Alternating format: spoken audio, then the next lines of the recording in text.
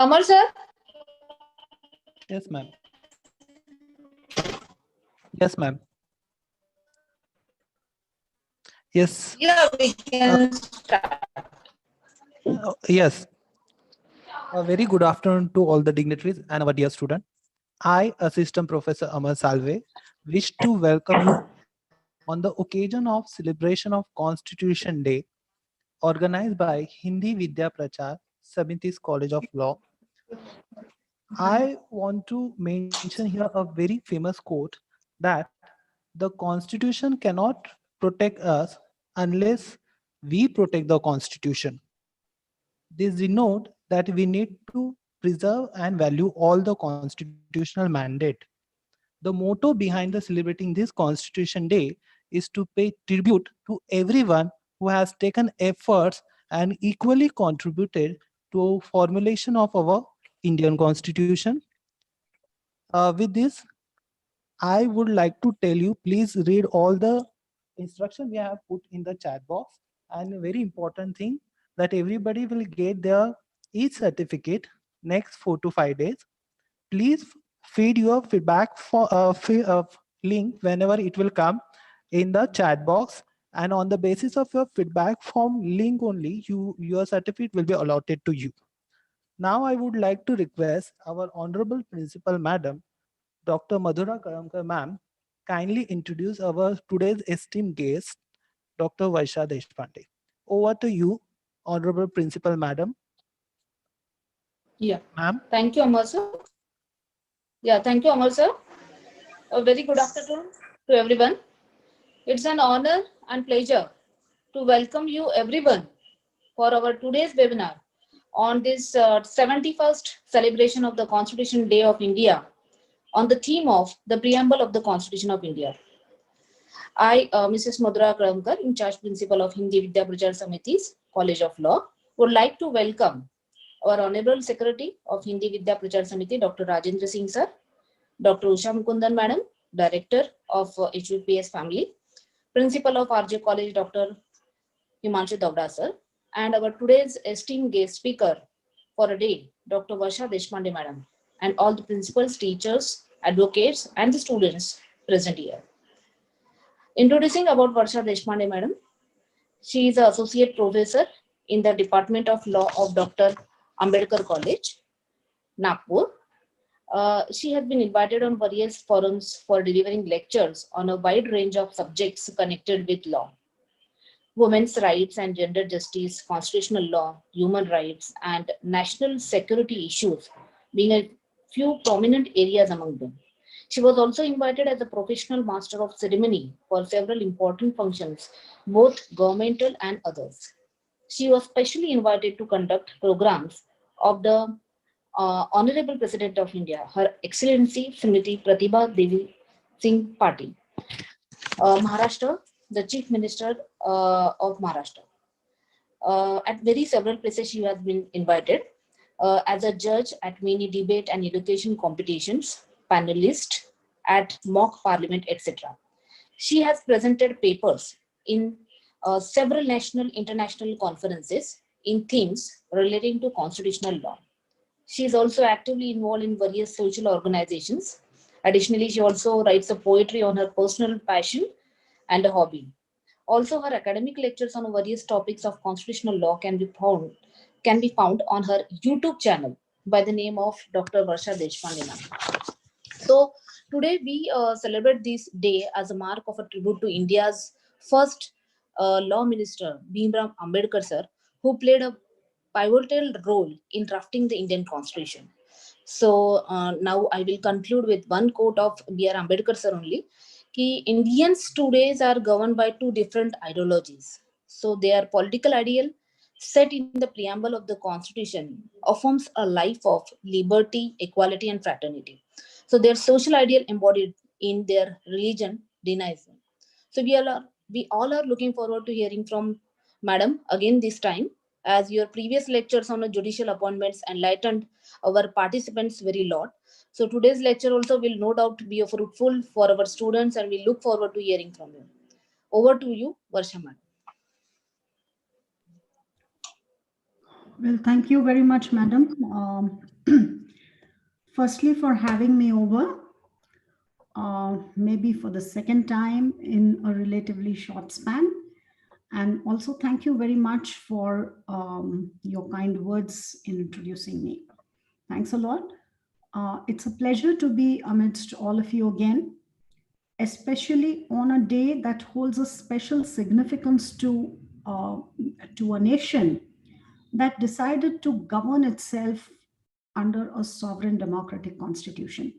So I think as we all gather here together to mark this day of monumental significance in the history of India's constitution, at the very outset, let me take the privilege of wishing all of you a very, very happy Constitution Day. It was exactly 71 years ago on this very date when our esteemed founding fathers of the Constitution adopted this Constitution formally. So 26th of November 1949 was the day when our basic fundamental document of governance was formally adopted by the founding fathers of this Constitution. So to begin with, I think we need to once again remind ourselves and tell ourselves that look, the Constitution of India is not just a document of the lawyers, it's not just a document of judges or of law students, but I think it is a document of primordial and fundamental significance to anybody who holds the most important office in a democracy, and that's the office of being the citizens of this country. So let's, even if we forget for a moment that we all belong to the discipline of law, that we are law teachers or we are law students or somebody is a lawyer, even if we forget that status for a moment, I think by virtue of the singular fact that we are the citizens of this country, uh, that is something that's enough to link ourselves very integrally with this document of fundamental significance. And therefore, to mark the celebrations of this day, um, when this kind of a session is being organized, and I was told by the organizers that the subject for discourse that has been specified for today's talk is the preamble to the Constitution. I think there could be no better day of pondering upon what the preamble really tries to lay down. I think right from the time that all of us went into schools, our school textbooks on its very first page used to often have this printed, or have the copy of this preamble printed on the first page of our textbooks. I still see it into the textbooks of my own school going children. But so, textually, maybe we are a little familiar with what this preamble really talks about. But I wonder how often have we given ourselves an occasion to truly relate to what the preamble actually is trying to lay down and why the preamble has come to become such an important and significant part of this whole document of governance called as the Constitution. So I think it's a very relevant date when the entire country at different public spaces is involved into reading of the preamble of this Constitution, because now of late that has become a mandatory directive of the government of India. So as all at all these public spaces we engage into reading of this provision, I think for all of us here who are together, being people integrally linked into the field of law, I think this is a wonderful occasion when we not just read through the text of the preamble, but also try to ponder upon what is it really that this preamble is trying to convey. So, the genesis of the entire lecture, which I'm presuming is a lecture spanned for about something like 40 minutes. So the engagement of all of us in the next 40 to 45 minutes is going to be to try and identify what this preamble is really trying to do, because the text of the Constitution begins with this small and beautifully drafted paragraph, which we call as the preamble to the Constitution of India. Now, literally speaking, the word preamble means an introduction.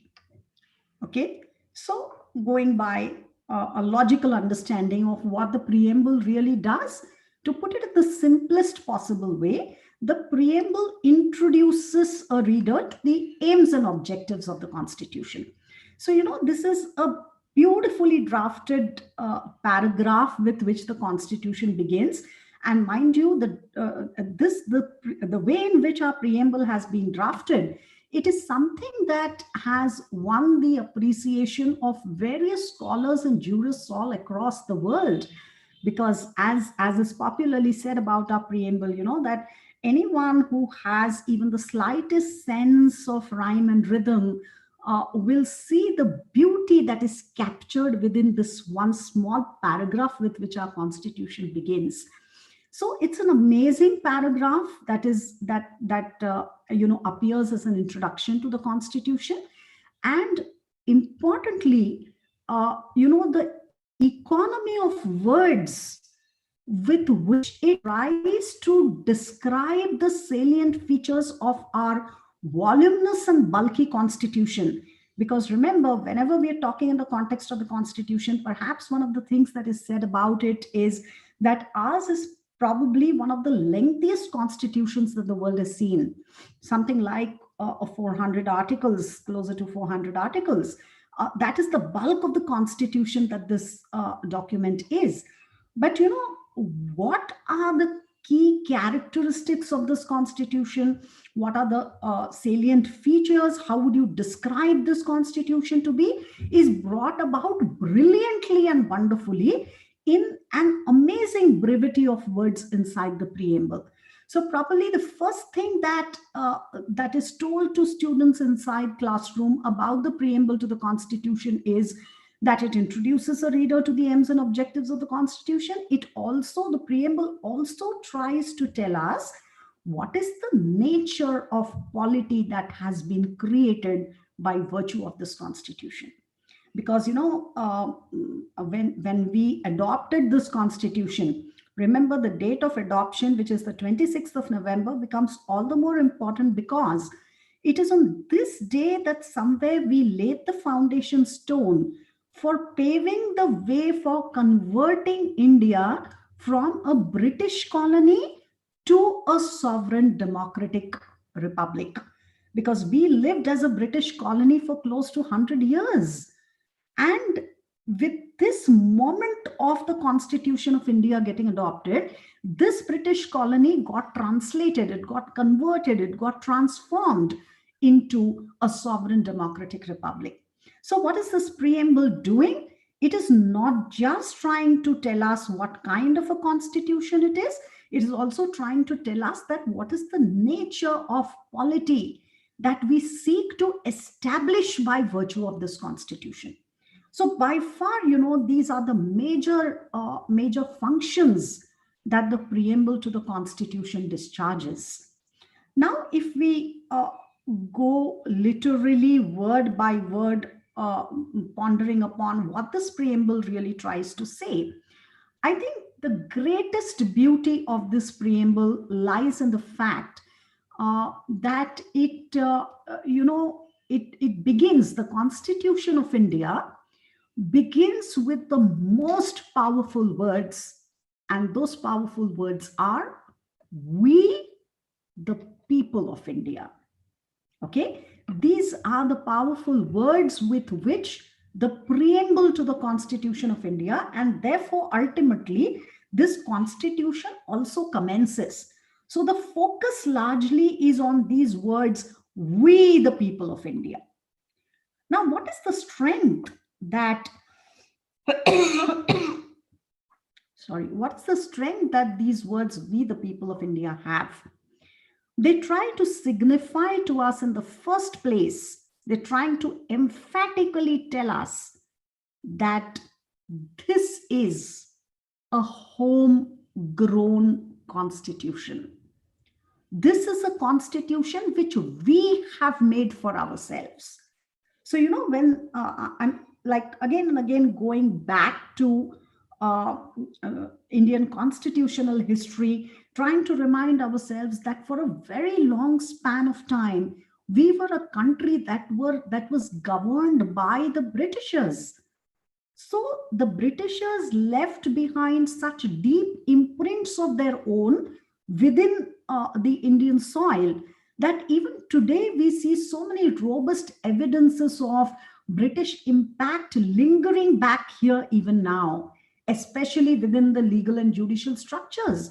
You look at so many basic and fundamental laws of our country by which we are governed even today, but they are laws which had been made by the Britishers for us. So look at our Indian Penal Code, which was framed way back in the year 1960, but was given to us by the Britishers.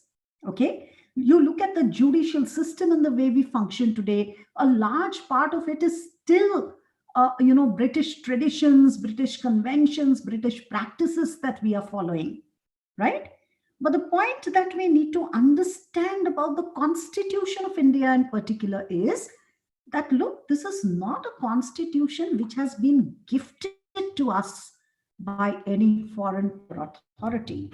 Admittedly, the British government did frame a number of laws for our country, but when it comes to the Constitution of India, let's remember that this is not a document which was gifted to us by the Britishers.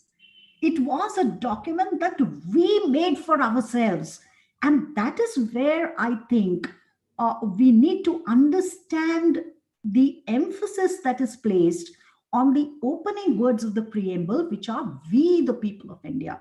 So it's trying to remind us again and again that, look, we are an indigenous constitution. We are a constitution which we have made for ourselves. Now, there could be kind of reactions that, look, our constitution is also a borrowed constitution. That's the way our constitution is often described. Though honestly speaking, I do not like the word borrowed in the context of the Indian constitution, because we are not borrowed in the sense of a cut, copy and paste exercise. Okay. We are, a country which has tried to learn from the experiences of other democracies in the world. And this was probably the most logical thing for any nation to do. You look at the point of time at which we started our whole process of framing the Constitution. So it is somewhere closer to 1948, if we more concretely look at it.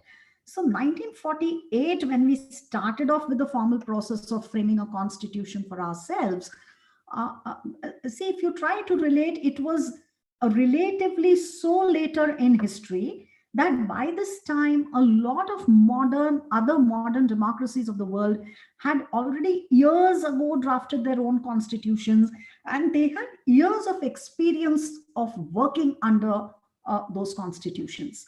So a country which takes on to the task of framing a constitution somewhere around the year 1948, I think the most obvious thing for our country to do was to learn from the accumulated experiences of other nations in the world. And in that sense, this was a very, very researched enterprise where we tried to look at what have other nations of the world done. Have they succeeded? Have they failed? What have their drawbacks been? And accordingly, we tried to adopt the best features of some of the best constitutions in the world. And that is why I feel that when we look at the Indian Constitution, it is fundamentally incorrect to look at it as a borrowed document. It's not borrowed in that sense, because in fact, it tried to capture within the text of this within the covers of this constitution, the best of all worlds. And may I also add this as an emphatic note, that even when we try to incorporate some features from other constitutions of the world, we did not do that exercise very blindly, because in incorporating and adopting these provisions within the Indian Constitution, Wherever that was necessary, we tried to bring about necessary modifications to suit the peculiarity of the Indian circumstances and situations. Okay, so we did adopt a number of provisions. We did try to incorporate a number of provisions from other constitutions of the world. But I would still very emphatically say that our constitution is a homegrown document. It is an indigenous document, because what should we take up from where? How should we modify it before we incorporate it within the Indian constitution? They have been our own indigenous choices. Okay. And so I think a better way of describing the fact that, which is often popularly put it this way, that we are a borrowed constitution, I would say we are not borrowed, but we were a self-consciously cosmopolitan constitution. We were a constitution which from its very inception it was in global conversation of constitutional norms and constitutional values. That is how I would want to understand the Indian constitutional project. And therefore, despite the fact that a number of features come from various other constitutions of the world, I would still assert that this is a constitution which we made for ourselves, and therefore that is how I want all of us to appreciate the use of the words "we, the people of India," with which the Constitution of India begins, right? So when we now look into the opening statement, it says, "We, the people of India." Now, once again, when it's talking about this fact of we, the people, there's another point that this preamble is trying to make clear to a reader. And that point being that it's trying to say that, look, the source of all authority under this constitution lies in the hands of whom? It lies in the hands of we, the people of India. Okay, so it commences with these words saying, "We, the people of India, having solemnly resolved to constitute India into..." Now, ahead of this, there are 5 terms of immense significance that the preamble employs in terms of describing the nature of polity that we have created by virtue of this constitution. You know, into my law school classrooms, when I get a batch of new students in front of me to study constitutional law, I often put this question to them, that what, according to you, is the first fundamental thing that the Constitution did in our country? You know, I often get responses from the students that, look, it established a democracy, look, it brought a parliamentary democracy, and we made ourselves as a secular nation and stuff like that. But then, before we even go to talk about what kind of a government this constitution chose to establish in India, I think the more fundamental thing that it first did in our country was this constitution established our own government in India for the very first time. That is the more fundamental task that the constitution did, that it established the government in the first place. And then, you know, we went on to ask ourselves that, look, what kind of a government it is, that, look, yes, it is a democratic government, it's a secular state and stuff like that. So it created the Indian state in the first place. It's not the case that we did not have governmental structures prior to the constitution coming into force. But what we need to remember is that all government structures that existed in India prior to the commencement of the constitution, they were all structures of the British design. They were all structures that were created by, the British Crown. But it is for the first time with the commencement of the constitution that we established our own government within the Indian soil. And that is why when we browse through the provisions of the constitution, see, when we say we established our own government, what do we mean by that? We established our government means, what did we establish? We established the three pillars of the government: the legislature, executive, and the judiciary. And therefore, if we browse through the provisions of the Constitution, we will come across provisions which say there shall be a Parliament of India. We established the legislature. There shall be a Supreme Court of India. We established the judiciary. There shall be a President of India. We established the executive. Okay, so we created the Indian state with the commencement of the Constitution. And then the preamble is now trying to clarify to a reader that what is the kind of state that this Constitution established in India. Now, in describing the nature of state that we created within the country, there are 5 important words that the preamble employs. So, if somebody is to ask us that, look, what is the nature of state that the Constitution established in India? With the aid of the preamble, we are able to tell a reader that, look, the nature of state established in India is we are a sovereign, socialist, secular, democratic republic. Now, let us today on this occasion try to think about what are these 5 phrases or these 5 words trying to declare, trying to proclaim about the nature of polity that we have created. Let's look at the first word, sovereign. Now, as all of us here already know, the word sovereign means supreme power. So what it's trying to tell us is that the supreme power within this country is not with any foreign power, not with any foreign authority, but the supreme power in this country lies with we, the people of India. Why the word sovereign was so important for us when we made this Constitution is because, hitherto we were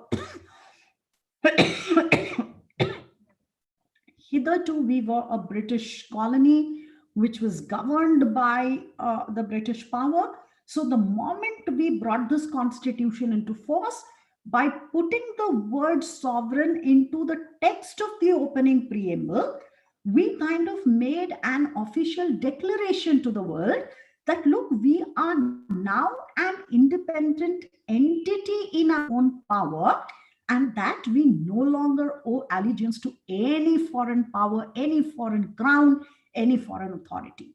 We are now no longer bound to bow down before any kind of foreign power. That is the declaration that we made to the world.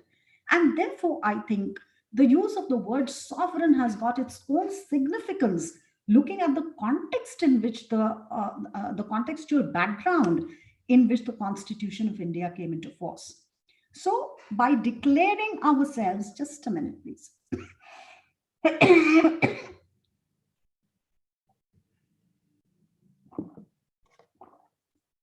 By declaring ourselves as a sovereign state, that's precisely what we try to proclaim, that, look, the sovereign power within this country is now lying into our hands.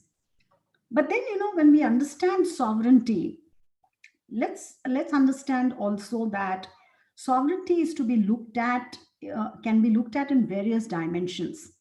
One is what you call as internal sovereignty and external sovereignty. So when I talk of internal sovereignty, what am I talking about? I'm saying that, look, what kind of laws are we going to frame for the people of this country? What kind of policies are we going to make? All these shall be our choices. They're not going to be dictated to us by anyone foreign to our state. Because remember, when we were under the British rule, it was under the British Parliament that a number of laws came to be enacted for us. So they were patently British choices for us, right?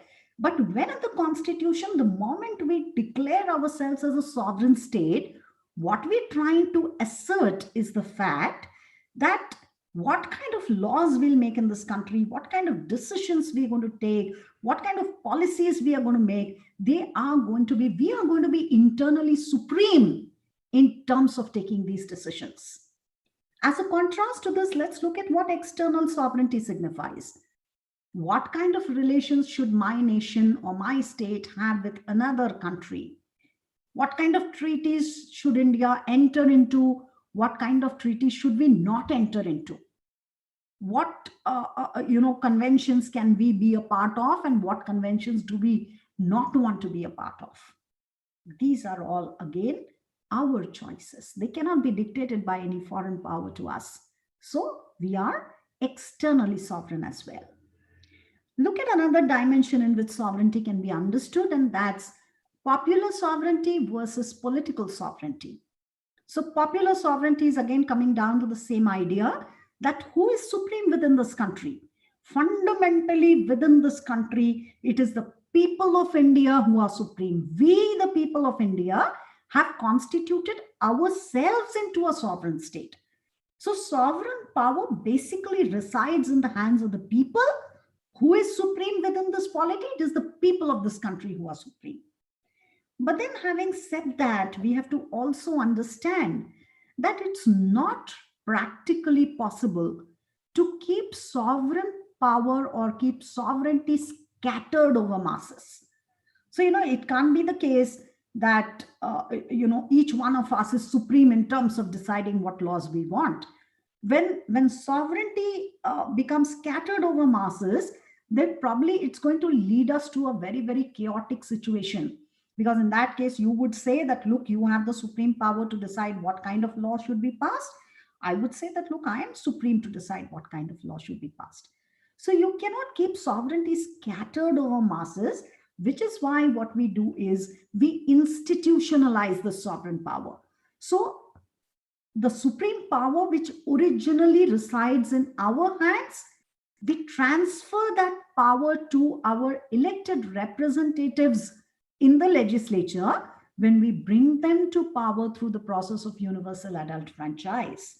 So this is a case where you acknowledge the fact that, look, sovereign power is originally mine, but by the fact of electing my representative on the floor of the assembly or on the floor of the parliament, I am thereby delegating my sovereign power in the hands of my elected representative. Remember, that's the simplest logical reason why legislatures get the authority to enact laws for us. So this is, political sovereignty. I've often given this example. I do not recall whether I gave this example in the last webinar that I had with your college, but a classic example where this popular sovereignty came direct head-on with political sovereignty was probably the whole Anna Hazare debate, of beating corruption within the country. If you recall that episode, Anna Hazare and his team were actually demanding for a Jan Lokpal bill, okay? And the argument that they were making, if you quickly remember, this whole controversy surrounding the Lokpal bill was about bringing the Supreme Court judges under the control of the Lokpal. That was the basic demand that the Anna Hazare group was making, the civil society represented through Anna Hazare. And the argument which they made was that, look, in this country, it is the people who are supreme. और इसीलिए यदि इस देश में Lokpal bill आएगा, तो अन्ना हजारे ये कहना चाह रहे थे कि भाई यदि लोकपाल बिल आएगा तो वो उसी अवतार में आएगा जैसे इस देश की जनता चाहती है, because we are sovereign. So basically Anna Hazare and his team were making an argument of popular sovereignty. And that's why, if you remember, the draft of the Lokpal bill which they had created, they had made, they labeled it as the Jan Lokpal bill. Okay, so what the people of this country want. But as against that, what is the parliament trying to say? The parliament was trying to say that, look, with the way in which the constitution has been framed in this country, यदि Lokpal law बनेगा तो वो उसी अवतार में पास होगा जैसे हम उसको पास करेंगे. So they were basically making an argument of political sovereignty. So this was a peculiar episode in which You saw popular sovereignty and political sovereignty coming in collision with each other, right? So these are the different dimensions in which the idea or the concept of sovereignty can be understood. Now let's look at the second concept in terms of describing the polity which the preamble talks about. It says we constitute India into a sovereign socialist. Now the words socialist and secular were not there in the original preamble that came with the Constitution of 1950. So when the original Constitution came into force, our preamble only said, we the people of India constitute India into a sovereign democratic republic. So it was through the 42nd Amendment Act of 1976 that the words socialist and secular came to be added into the text of the Constitution. Now, what does the word socialist signify? Remember, socialism is an idea that stands for, social, of course, but more primarily, sorry, more primarily, it emphasizes on the idea of economic equality. So when we added the word socialist into the text of the preamble, what were we trying to declare? We were in a way trying to say that, look, ours is a polity in which we aspire to create a classless society in India. What do we mean by a classless society? We aspire to create a society that's not going to have classes like economic haves and economic have-nots. We aspire to create a society which is not going to be divided into the class of the rich and the class of the poor. So we were basically looking at a model of society that would have social and economic equality, right?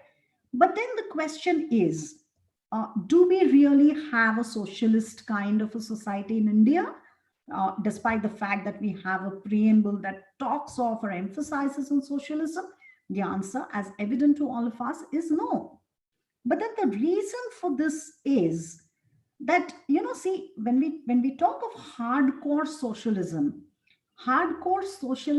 requires us to nationalize all sources of wealth. If you want to be committed to hardcore socialism, all means of production would have to be essentially into the hands of the state.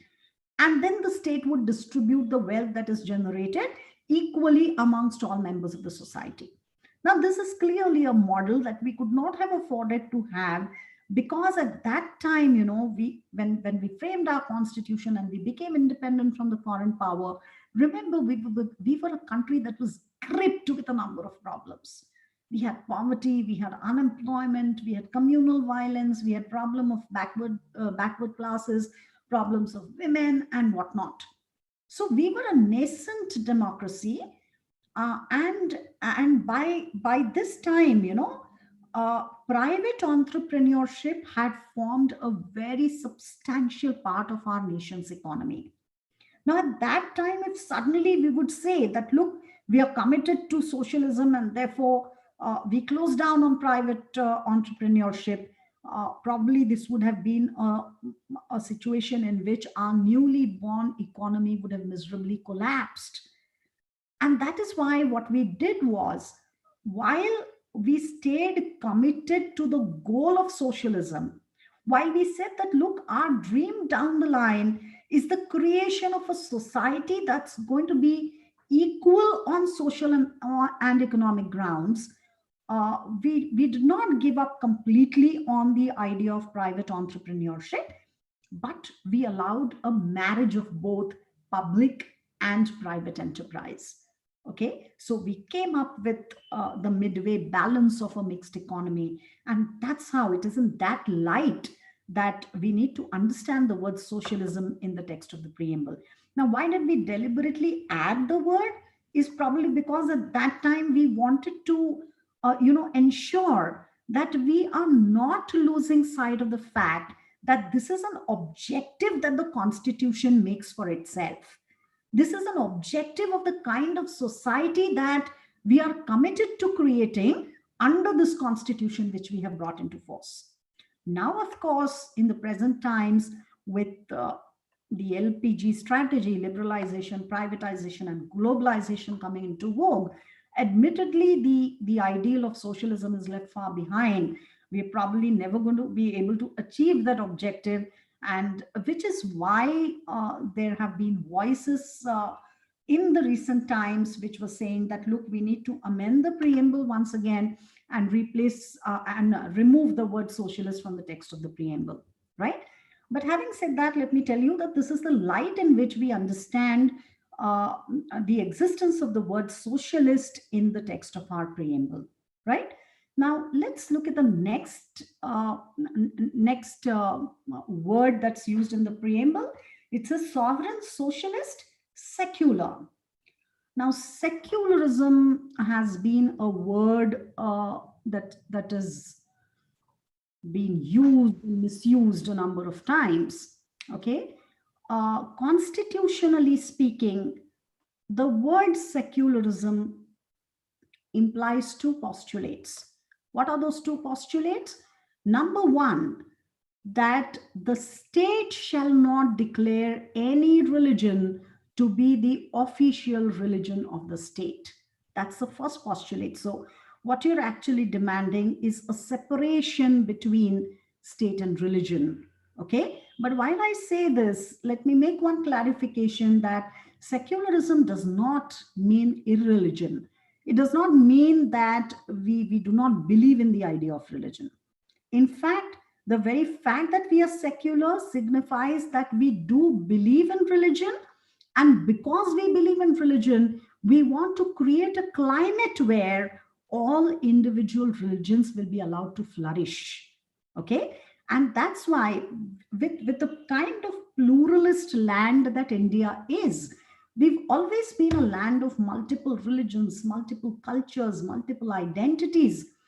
And if we wanted to allow each of these to individually flourish, secularism was the only choice for us.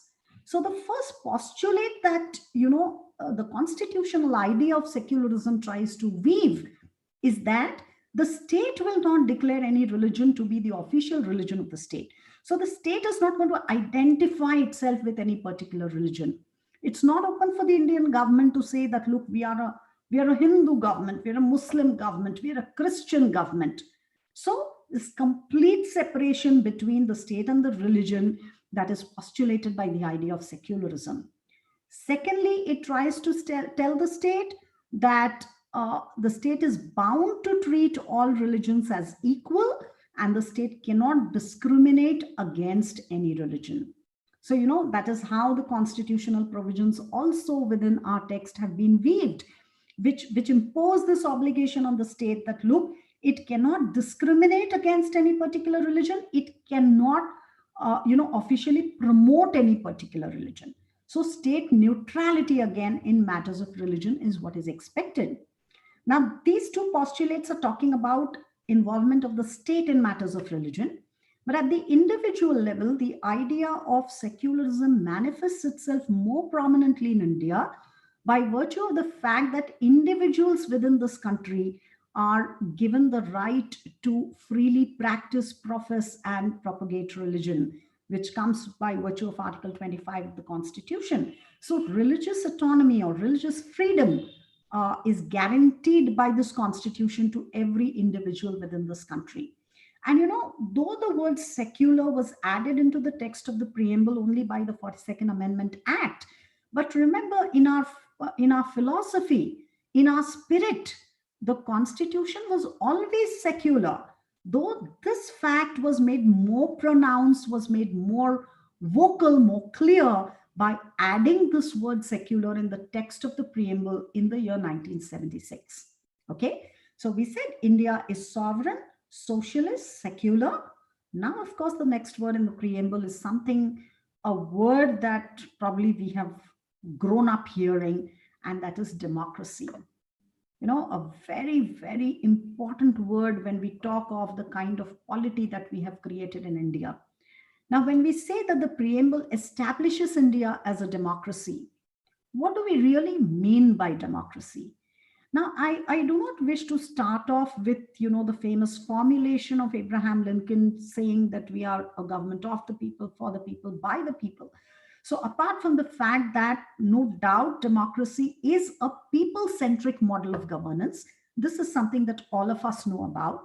But let me talk of something further that, that is implied when we talk about the kind of governance in our country being democratic. What does it mean to have a democratic state? Now, when we talk of the model of governance within the country, uh, there are certain basic expectations that we as citizens of the country have uh, in terms of governance when we proclaim or we declare ourselves as a democracy. Number one, what is the kind of governance I expect in a democracy? The first fundamental thing I expect out of the government is that in a democracy, we expect transparent governance. Okay, so affairs of the government that must be known to the people. You cannot have government functioning into chambers of secrecy. And remember, in this domain, in this regime, we have marked a very, very decisive shift, because if you look at the model of governance that we initially had in the initial years of our functioning, in the initial years, probably secrecy was the rule, openness was an exception. But today the situation turns exactly topsy-turvy, because today openness is a norm and secrecy is an exception. And this is made more robust with Right to Information Act and stuff like that coming in place. Because way before the Right to Information Act was enacted, the judiciary in our country had already declared in SP Gupta that right to information is an aspect of fundamental right. Okay.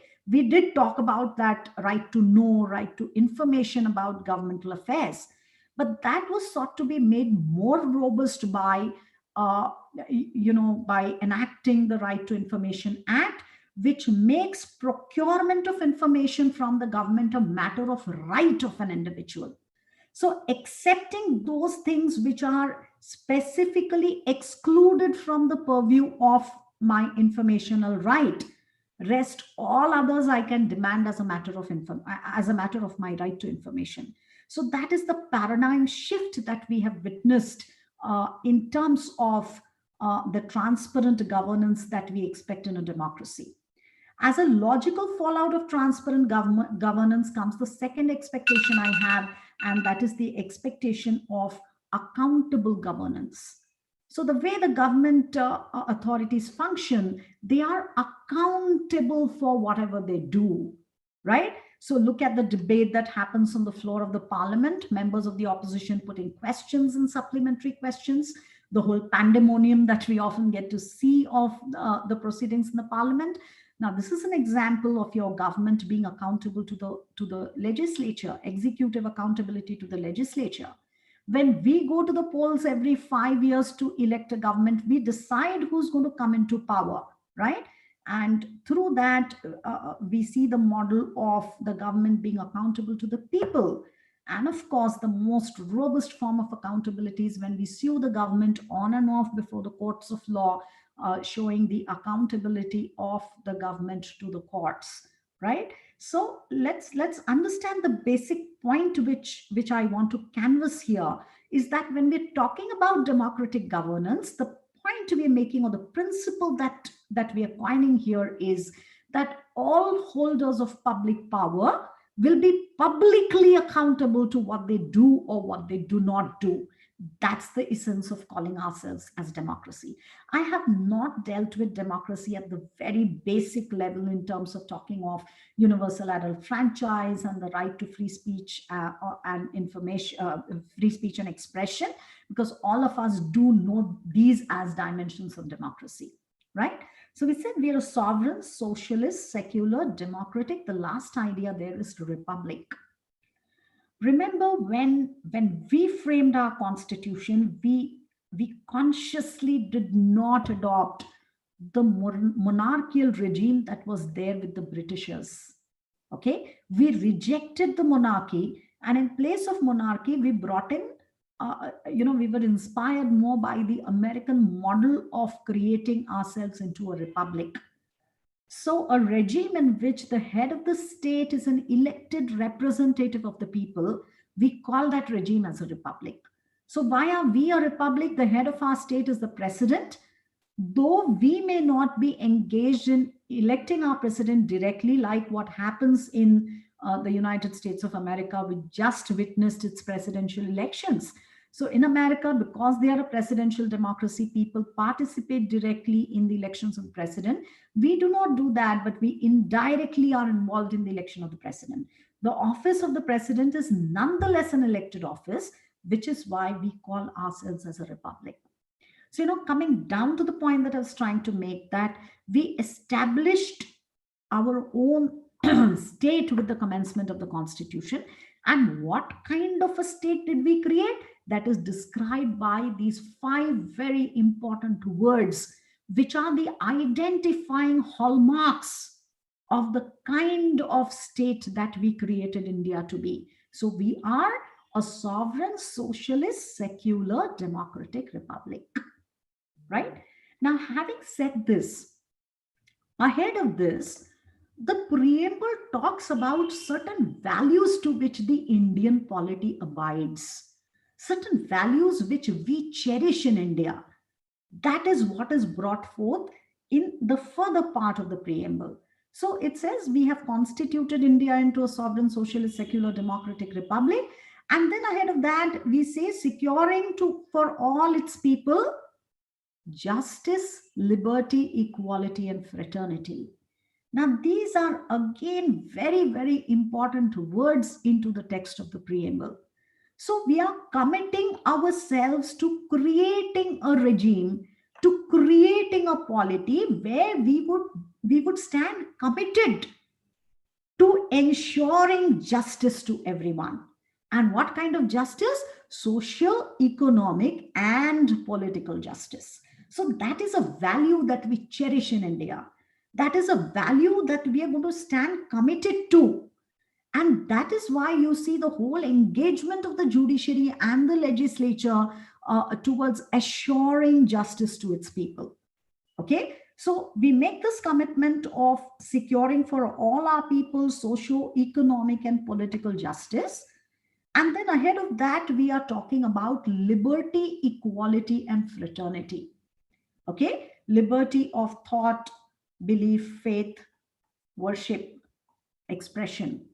Okay, so liberty is I think a very, very important word in the text of the preamble, because it is trying to make give a very, very important assurance to an individual within this country.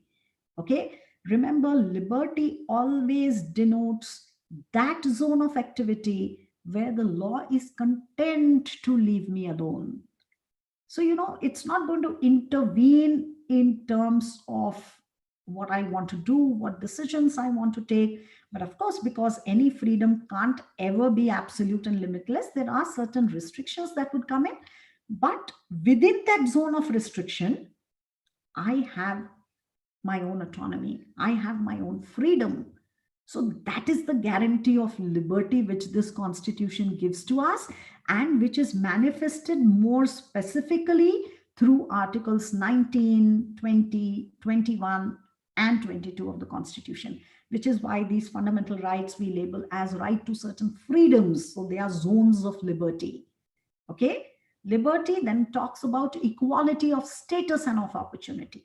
Remember, when the constitution came into force, at that time, we were a society that had graded inequalities because of the caste system.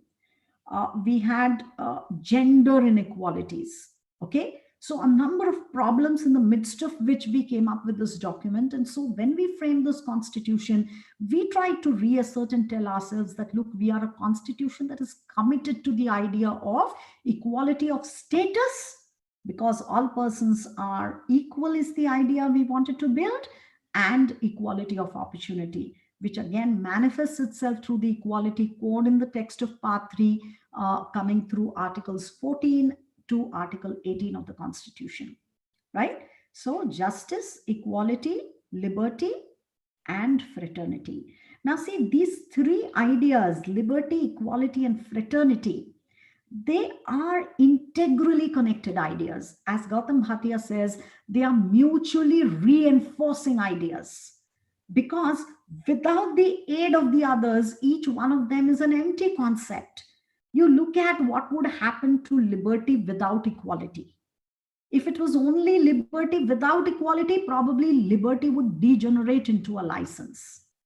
If it was only equality and no liberty, it would rob us of all initiatives. It would rob us of all opportunities for self-development. Okay?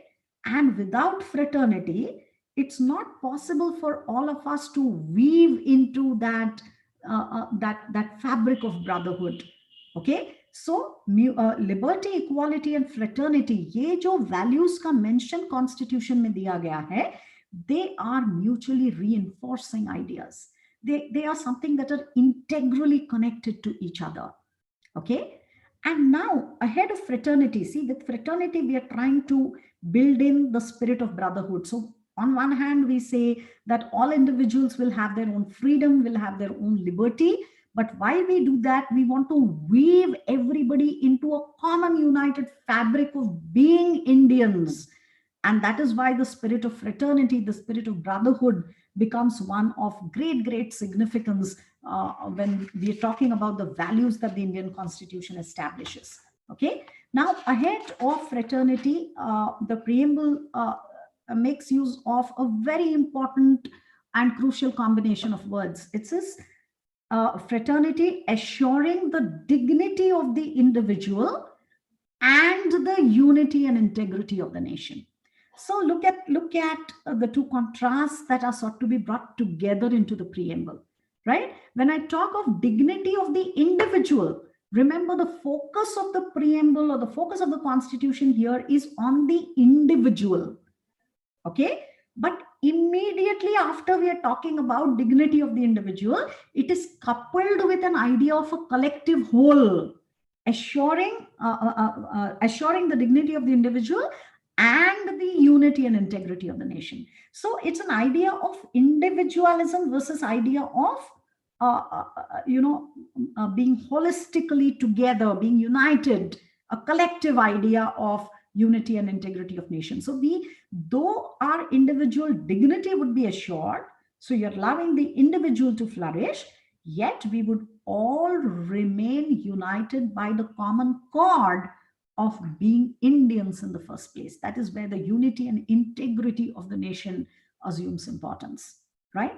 Today, of course, with so many activist verdicts of the court coming in, there are new and expanding horizons in which the court has chosen to look at the concept of dignity of individuals, especially here if we were to talk about the Nas Foundation judgment, or more particularly about the Navtej Singh Johar judgment. In the context of the same-sex associations and the decriminalization that came with these judgments, what the court has done is it has protected, it has secured the identity of these people. Okay. And it has thereby, by securing and recognizing the identity of these people, the sexual minorities, it has somewhere taken the idea of dignity of an individual to just another level, which is something very novel and innovative. So there is a different plane at which we reimagine the idea of dignity of an individual. So that's the point I'm trying to make here. So dignity of individual on one hand, and coupled with that is the idea of unity and integrity of the nation. So mind you, there is a lexical priority that the preamble gives to the dignity of the individual, which comes first, and then the idea of unity and integrity of the nation, because the moment you assure that inherent respect and dignity to an individual, you're automatically going to be bound by the common cord of being united as the citizens of India. Okay. And then, of course, let's look at the last concluding part in the preamble, which says, in our Constituent Assembly, this 26th day of November 1949, we do hereby adopt. That's the first word they use there. That is why we have this dichotomy in the context of the Constitution. There are two dates of great importance. One is the 26th of November 1949, which is the date of adoption of the Constitution. That is the date on which formally the President of the Constituent Assembly appended his signature to the text of the Constitution. So we adopted this Constitution on 26th November 1949. And one is what you call as the date of commencement of the Constitution, which is 26th of January 1950. So the Constitution as a holistic document came into force throughout the territory of India on the 26th of January 1950. Okay, so this day which we are celebrating today is the date of adoption, which is what the preamble talks about. On this, the 26th day of November 1949, we do hereby adopt, enact.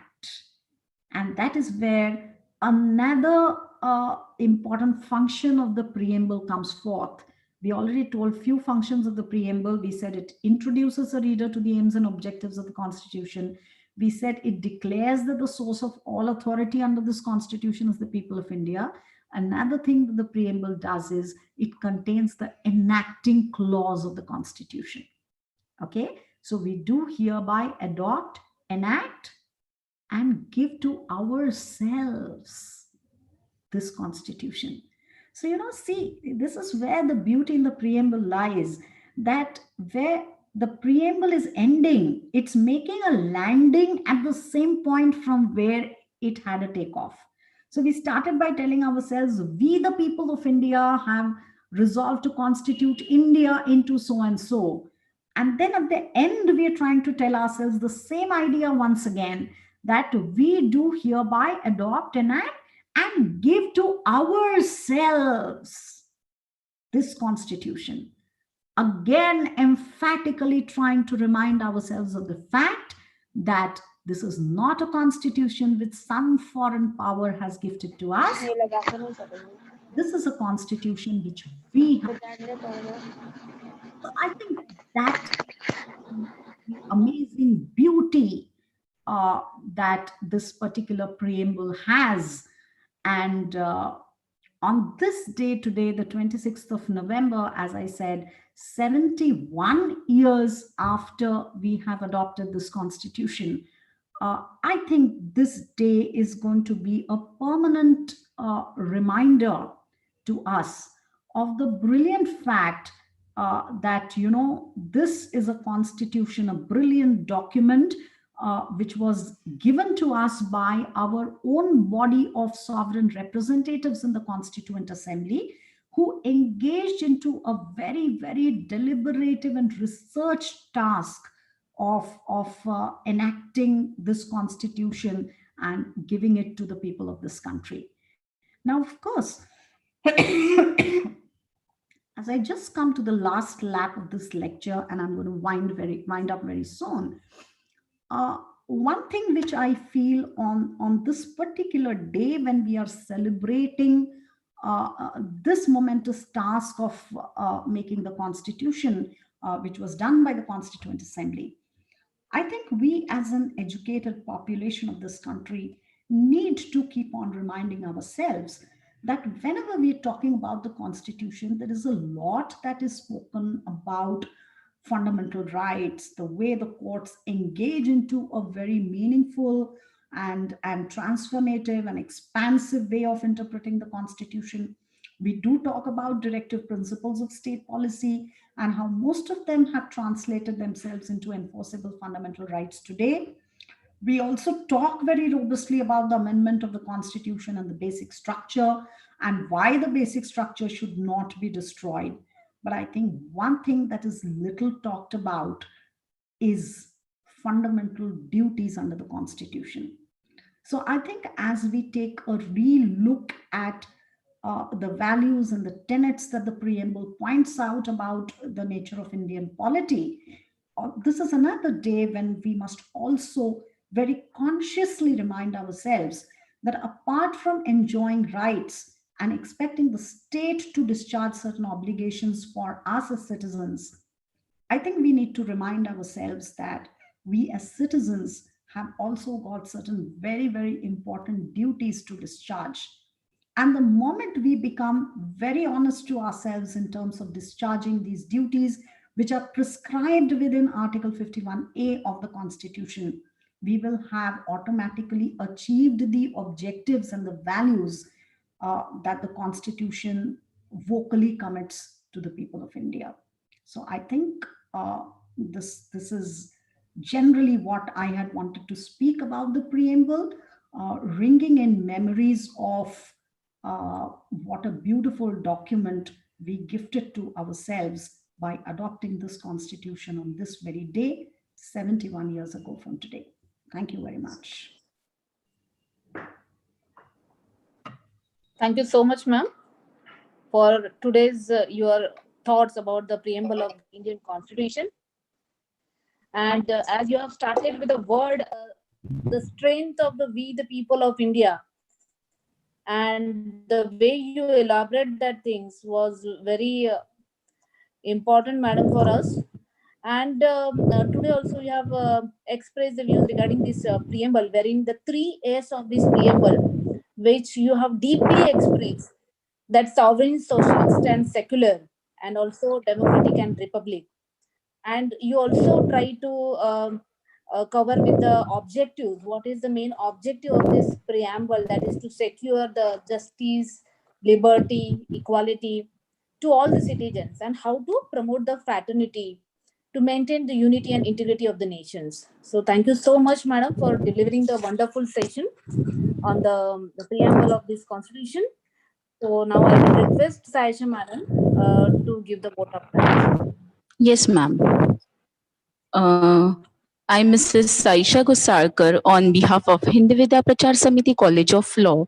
It's my privilege to propose a hearty vote of thanks to our today's esteemed guest speaker for the day, Dr. Varsha Deshpande, ma'am. It was indeed a great privilege to have you here with us, and I'm sure that every listener present here feels enlightened by your extremely vast knowledge and exposure you have given to us on this constitutional day on theme preamble of the Constitution of India.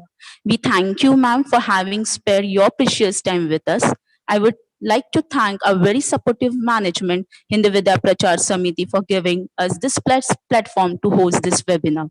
Sincere thank to our Honorable Secretary, Dr. Rajendra Singh, sir, Director, Dr. Mrs. Usha Mukundan, ma'am. I would like to express my profound gratitude to our webinar convener, Dr. Mrs. Madhura Kalamkar. Without her tireless effort and effective leadership, this webinar would not be possible with the participants online on Zoom app and live viewers on YouTube channel. Thank you all teaching and non-teaching staff, our entire technical and support team, and all my dear students. With this, we have reached to the end of the webinar. The feedback link is been sent on the chat box. Kindly fill the link and answer the questions. After filling the feedback link, the participants will get the e-certificate within a week. So thank you once again. Greta ma'am, you can.